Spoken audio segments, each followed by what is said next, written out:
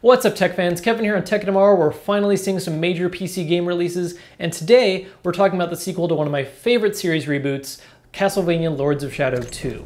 Now, this is the third and final entry in the Lords of Shadow trilogy, so the important question is, of course, does it bring a satisfying conclusion to it? Well, we're going to find that out today on Tech Tomorrow.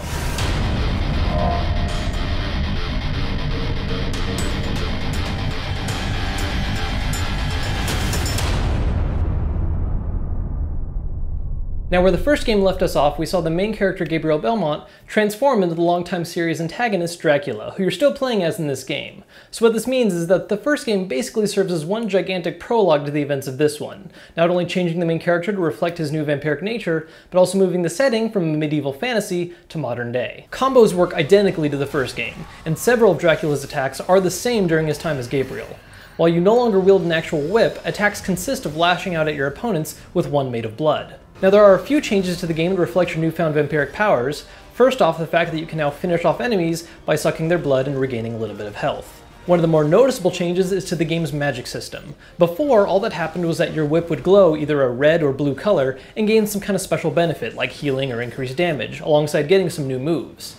This time around, however, you still have access to basically the same two powers, but now they also change your weapon into being either a sword or gauntlets, offering an entirely different moveset, which is a good change of pace. Boss fights are for the most part fun and unique, with each one having little rules you need to learn over the course of the fight. One thing I am a little saddened by is that there aren't really any giant fights in this one like there were in the first. Occasionally you'll have to grab a hold of an enemy or climb up their side for a moment, but it's nothing like taking on and climbing the giant golems of the first game. Despite that missing, however, what boss fights we do have are still enjoyable and are varied and short enough to keep them interesting. Now, another returning mechanic in this one that hasn't seen too many changes is its platforming, with the exception of one or two little annoying bits, is solid throughout the entire game. You almost never find yourself feeling lost, and there's always a reason to go back to locations later with new abilities to get new power-ups, and new explorative skills are added at a healthy pace. This one is a bit more non-linear than the first. Rather than picking levels that you proceed through in a linear fashion, there's just two big locations you travel through and revisit, including options for teleportation to help speed things up. Now, aesthetics is another area that the game continues to excel at from its predecessor, especially in its backgrounds and lead character designs. Some of the enemies and monsters are fairly plain, but every major character is really detailed, and locations jump between either being absolutely gorgeous or so-so. Now, as I said earlier, the game is divided into two major locations, the modern-day cityscape, which is for the most part the weaker of the two visually, and Dracula's castle, which has some of the most interesting and beautifully designed backdrops. While it's not the most graphically intense game, it does manage to run nice and smooth. On our system, which includes an i7-4770K processor and an MSI GTX 780 Twin Frozer,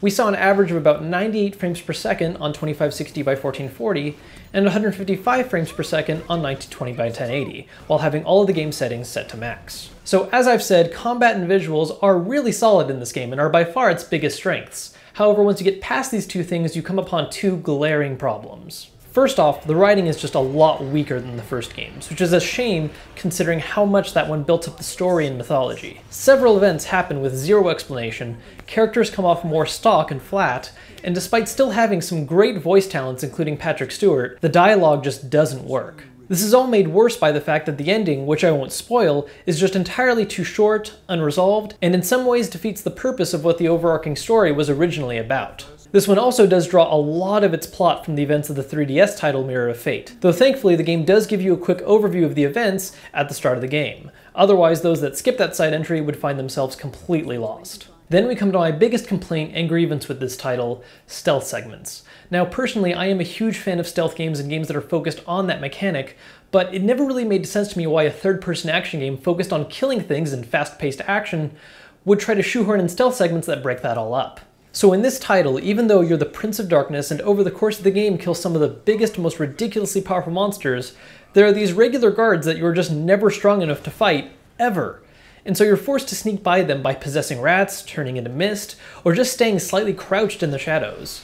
I'm not over-exaggerating when I say that not one of these segments was enjoyable, and each time the game started building up some great momentum, there was always a stealth segment to interrupt it and bring that fun to a halt. Despite these two glaring problems, I do have to say that overall I did still enjoy Lords of Shadow 2. Removing the stealth segments would have done wonders for my final thoughts, and while the story was a lot weaker in this one, it was still bearable enough to allow players to enjoy its combat. Doing one straight playthrough will get you a bit over 10 hours of fun, though the game can easily be worth more of that if you focus on tackling its special challenge modes, find all its collectibles and upgrades, and of course if you want to play through it again with the unlocked harder difficulty. If you're a fan of the first reboot, or you just want another third-person action game to knock enemies around in, then Lords of Shadow 2 is worth picking up at some point, though I'd personally recommend waiting to have a price drop or two before feeling like you truly get your money's worth. Playing it now for full price has a good chance of just leaving you with a bit of disappointment, especially if you played the first game and got hyped up. So that was our review of Castlevania Lords of Shadow 2. If you happen to pick the game up already, let us know your thoughts on it in the comments. And if you haven't picked it up and you want to, you can check out a link in the description to grab a copy for yourself.